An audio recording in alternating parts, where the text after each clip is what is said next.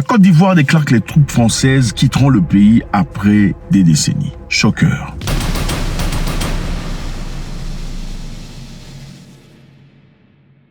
Salut à tous les amis, c'est toujours avec beaucoup de plaisir. Merci infiniment d'être là. L'année nouvelle, je pense que c'est le moment d'échanger les choses, ok? Je sais que beaucoup de personnes prennent des résolutions de fin d'année, disant que ça sera une meilleure vie, on fera des choses meilleures, on va aller à la salle de sport, on va étudier, on va lire, on va apprendre une nouvelle langue.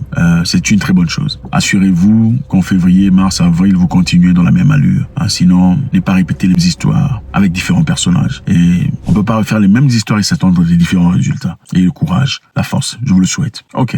La Côte d'Ivoire chasse les militaires français. Ouvertement, le président Ouattara, dans son discours annuel, a dit qu'il était temps que les forces françaises quittent le territoire ivoirien. Est-ce une vérité ou une blague? Intéressant de voir. Nous avons décidé du retrait concerté et organisé des forces françaises en Côte d'Ivoire. Ainsi, le camp du 43e BIMA, le bataillon d'infanterie de marine de Port-Bouët, sera rétrocédé aux forces armées de Côte d'Ivoire dès ce mois de janvier 2025.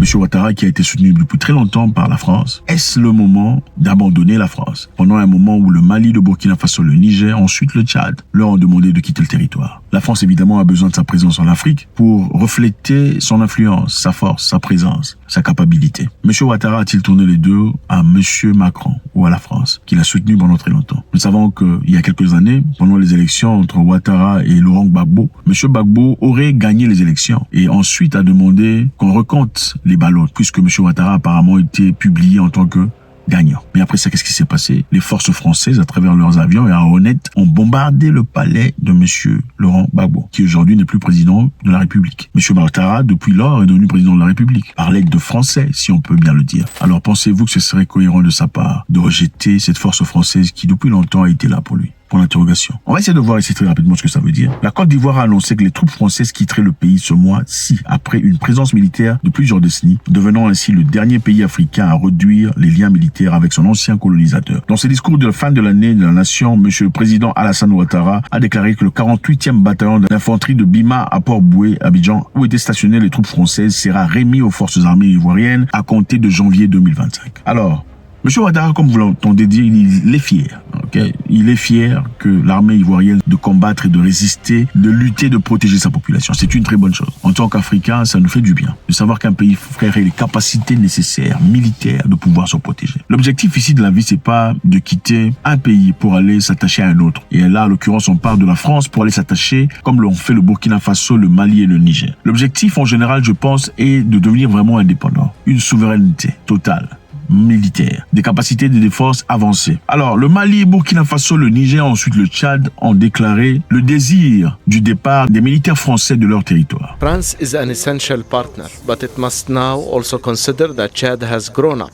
Chad has matured. Chad is a sovereign state. Maintenant, le Burkina Faso et le Sénégal s'ensuivent. C'est une triste nouvelle pour Paris. Alors, comment les militaires français se sont retrouvés en Afrique, dans plusieurs pays? En 1885, quand ils sont venus en Afrique, dans l'objectif de contrôler le continent, chacun a pris un pays.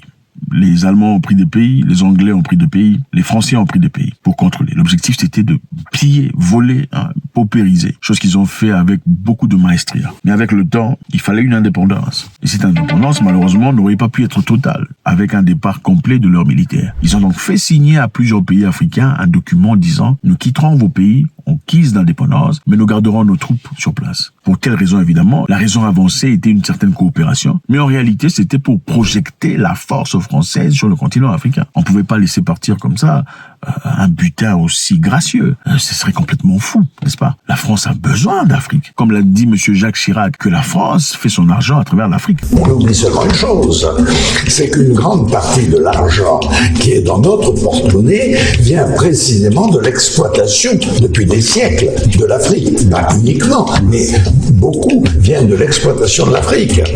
Alors, il faut avoir un petit peu de bon sens, je ne dis pas de générosité, de bon sens, de justice, pour rendre aux Africains, je dirais, ce qu'on leur a pris, d'autant que C'est nécessaire si l'on veut éviter les pires convulsions ou difficultés avec les conséquences politiques que ça comporte dans le prochain avenir. Alors il serait complètement incohérent de totalement quitter. Voilà comment plusieurs militaires français sont restés stationnés dans plusieurs endroits en Afrique, dans l'objectif de réagir très rapidement en cas de besoin. C'est-à-dire, s'il y a un candidat aux élections qui se présente, ayant les objectifs de ne pas s'associer à la France dans un pays autrefois colonisé par la France, on trouvait un moyen militaire de le déstabiliser. C'est clair. Combien de coups d'État ont été effectués en Afrique? Plusieurs. Donc, je pense qu'il est essentiel de retenir que le Sénégal aussi aujourd'hui vient de dire ouvertement qu'il est temps que les Français quittent. J'ai instruit le ministre des Forces armées de proposer une nouvelle doctrine de coopération en matière de défense et de sécurité,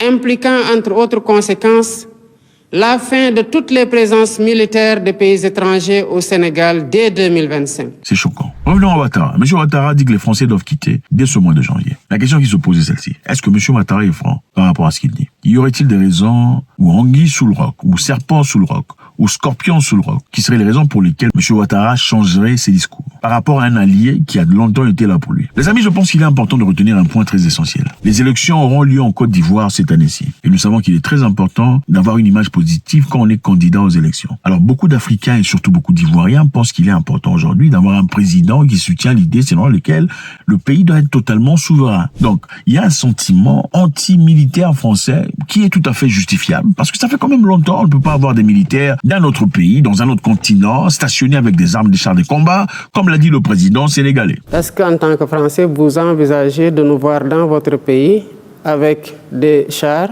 ou avec des véhicules militaires, des militaires sénégalais avec les tenues sénégalaises, comme ça parce que sur le plan historique, la France a esclavagisé, a colonisé et est restée. Maintenant, les Africains ont vraiment besoin d'un président capable de dire « il est temps de partir ». Alors, est-ce que M. Ouattara serait en train de jouer un jeu pour faire du bien mentalement aux populations ivoiriennes en disant qu'il désirait le départ des troupes françaises? Parce qu'un Ivoirien qui ne veut pas de la présence française dirait « ah, M. Ouattara, finalement, il a changé de camp.